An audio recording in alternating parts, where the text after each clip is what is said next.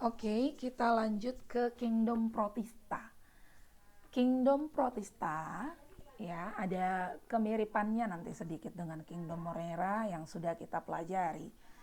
Kingdom Protista ini eh, sudah memiliki inti ya. Kamu perhatikan di sini ada bentuk yang warna bulat ini ya.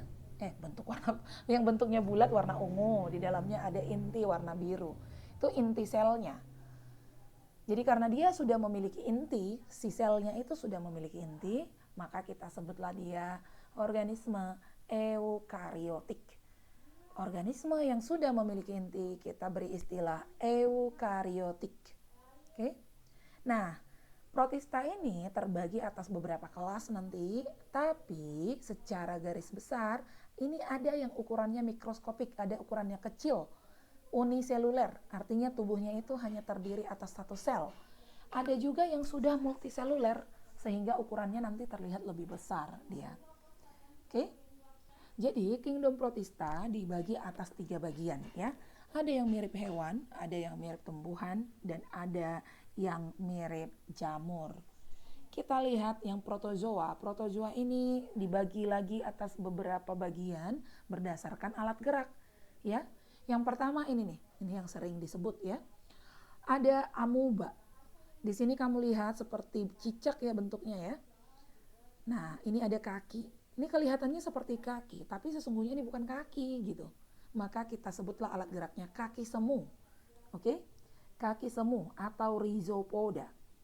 Jadi contoh protozoa yang bergerak dengan rhizopoda atau kaki semu adalah amuba.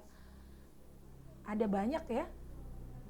Ada banyak contoh organisme lain, tapi misalnya berikan satu contoh saja. Kemudian ada yang bergerak dengan flagellata. Flagellata artinya dia bergerak dengan bulu cambuk. Contohnya nih yang hijau ini. Ini nama organismenya adalah Euglena viridis. Selain bergerak dengan ini, ada juga yang bergerak dengan ciliata.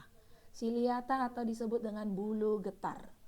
Bulu getar. Nah, ini kamu bisa lihat kalau diperbesar ya.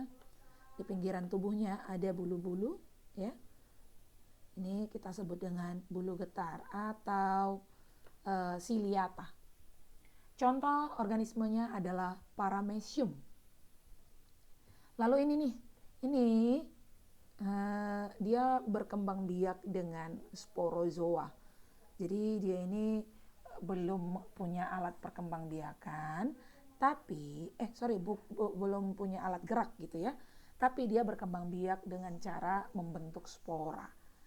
Oke, sporozoa nama alat perkembangbiakannya. Ini adalah Plasmodium sp. Jadi nama organisme yaitu Plasmodium sp. Perlu kalian tahu bahwa Plasmodium ini adalah organisme yang bisa menyebabkan penyakit malaria. Jadi hati-hati dengan organisme ini. Oke, itu dia yang golongan protozoa. Ada juga golongan alga atau ganggang. Oke, golongan alga atau ganggang ini terbagi atas 4 berdasarkan warna atau pigmen yang dimilikinya.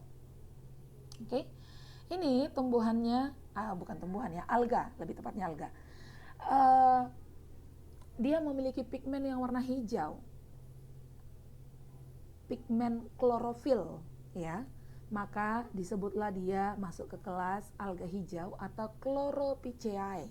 Ada banyak organisme yang masuk ke golongan ini, tapi misalnya pilihkan satu, yaitu Chlorococcum. Ini nama organismenya adalah Chlorococcum. Lalu ada juga alga yang mempunyai pigmen berwarna merah. Ini kita masukkan ke dalam kelompok Rhodophyceae. Rhodophyceae berarti mengandung pigmen phycoerythin. Phycoerythin yaitu pigmen berwarna merah. Salah satu contohnya adalah Eucheuma spinosum. Ini Eucheuma spinosum merupakan bahan untuk membuat agar-agar. Oke. Lalu ada alga yang berwarna pirang, Phaeophyceae.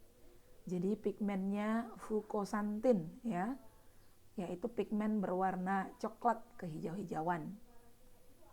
Oke, coklat. Ini contohnya adalah sargasum. Ini pigmen ini banyak mengandung asam alginat. Oke, yang berguna nanti untuk bahan industri tekstil, juga obat-obatan. Lalu terakhir ada Chrysopiceae yang warnanya keemasan. Jadi dia mengandung pigmen karoten. Alga kersik ya, Chrysopiceae, dia berwarna emas. Oke, jadi fosil alga ini kalau ada di dasar laut dia nanti ya membentuk lapisan tanah. Di lapisan tanahnya itu akan berguna untuk membuat bahan isolasi, bahan alat gosok juga ya. Itu dia Chrysopiceae. Lalu yang terakhir ada alga nanti yang bentuknya itu mirip jamur. Oke, ada Oomycotina dan Myxomycotina, tapi kita nggak bahas terlalu jauh sampai ke sana. Itu saja tentang protista. Oke, silakan diulang-ulang videonya supaya lebih paham.